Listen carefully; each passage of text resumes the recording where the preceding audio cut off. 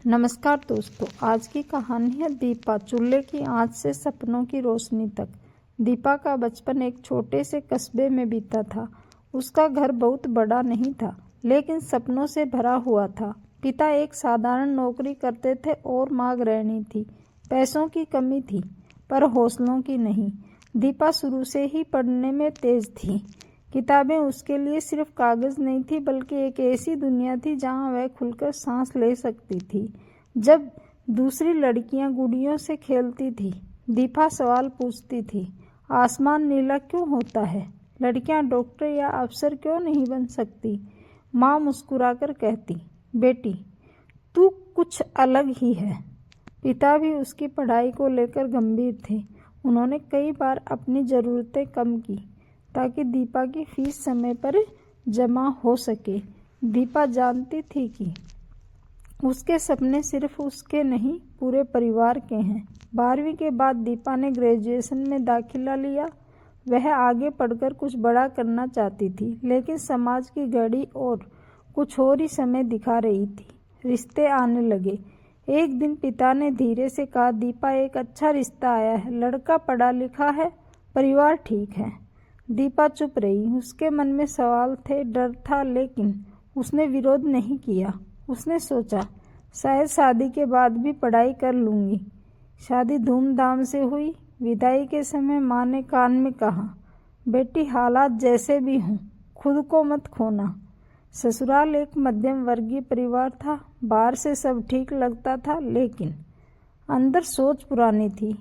सास का मानना था कि बहू का असली काम रसोई और घर तक ही सीमित है। पहले ही हफ्ते दीपा ने हिम्मत करके कहा, माँ जी मैं आगे पढ़ना चाहती हूँ। सास ने चौंक कर देखा, अब किस बात की पढ़ाई? सास, शादी हो गई, जिम्मेदारियाँ समझो। ननद हंसते हुए बोली, भाभी यहाँ किताबों से ज़्यादा बेलन काम आता है। दीपा ने कुछ नहीं कहा। वह समझ गई थी कि यह रास्ता आसान नहीं होगा। दिन भर घर का काम, सुबह से रात तक। अगर दीपा थक कर बैठ जाती तो आवाज़ आती, बहू मायके में क्या सिखाया था? अगर वह किताब उठाती तो ताना, पढ़ लिख कर क्या अफसर बनोगी? हमारे घर में किसी बहू ने ये सब नहीं किया। पति शुरू में चुप रहते थे, न समर्थन न विरोध। दीपा को यह चुप्पी सबसे ज़्यादा चुभती थी। रात को जब सब सो जाते, दीपा मोबाइल की हल्की रोशनी में पढ़ती।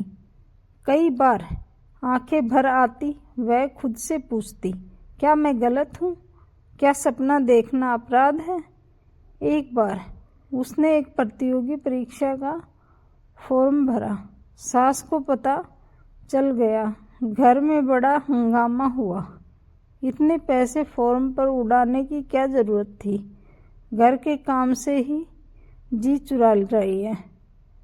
दीपा ने उस साल परीक्षा दी, लेकिन तैयारी पूरी नहीं हो पाई। वह असफल रही। उस रात वह बहुत रोई। पहली बार उसने सोचा, छोड़ दूं क्या सब कुछ? लेकिन अगले ही पल उसे पिता का चेहरा याद आया, माँ की बात याद आई, खुद को मत खोना। उसने आंसू पोंछे और तय किया, हार मानना विकल्प नहीं है। दीपा ने जब अब समय को अपना हथियार बनाया, वह सुबह सबसे पहले उठती, सारा काम जल्दी निपटाती और बीच बीच में पढ़ती। उसने ऑनलाइन सामग्री का सहारा लिया, नोट्स खुद बनाती ताकि समय बचे। पति ने एक दिन उसे पढ़ते देखा। थके चेहरे के बावजूद आंखों में चमक थी। पहली बार उन्होंने पूछा, इतनी मेहनत क्यों कर रही हो?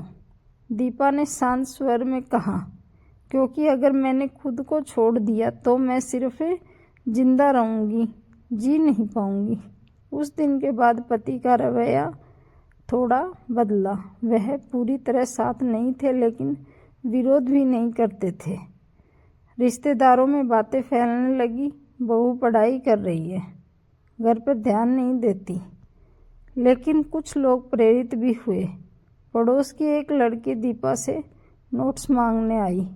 उसने कहा, दीदी, आपकी हिम्मत देखकर मुझे भी पढ़ने की चाह हुई। दीपा को लगा शायद मेरी लड़ाई सिर्फ मेरी नहीं है। सालों की मेहनत के बाद दीपा ने फिर से एक बड़ी परीक्षा दी। इस बार तैयारी पक्की थी। परीक्षा के दिन उसने मंदिर में माथा टेका और खुद से कहा, जो होगा देखा जाएगा। रिजल्ट के दिन उसके हाथ कांप रहे थे। जब उसने अपना नाम सूची में देखा तो उसे यकीन नहीं हुआ। आंखों से आंसू बह निकले, लेकिन ये आंसू दर्द के नहीं, जीत के थे। उसने सबसे पहले माँ को फ़ोन किया। दूसरी तरफ सिसकियों के बीच आवाज़ आई, मुझे पता था मेरी बेटी हार नहीं मानेगी। जब ससुराल में खबर पहुंची तो सन्नाटा छा गया। वही लोग जो कहते थे किस काम की पढ़ाई, आज चुप थे। सास ने धीमे स्वर में कहा, बहू तूने तो सच में कमाल कर दिया। ननद ने कहा, भाभी मुझे भी पढ़ाओगी।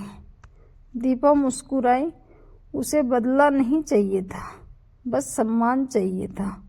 आज दीपा एक सम्मानित पद पर है। वह सिर्फ नौकरी नहीं करती बल्कि लड़कियों को मार्गदर्शन देती है। वह कहती है, शादी जिंदगी का पड़ाव है, पूर्ण विराम नहीं। अगर इरादा सच्चा हो तो ताने भी सीढ़ी बन जाते हैं। उसके पति आज गर्व से कहते हैं, मेरी पत्नी ने मुझे सिखाया कि सपनों का साथ कैसे दिया जाता है। धन्यवाद दोस्तों।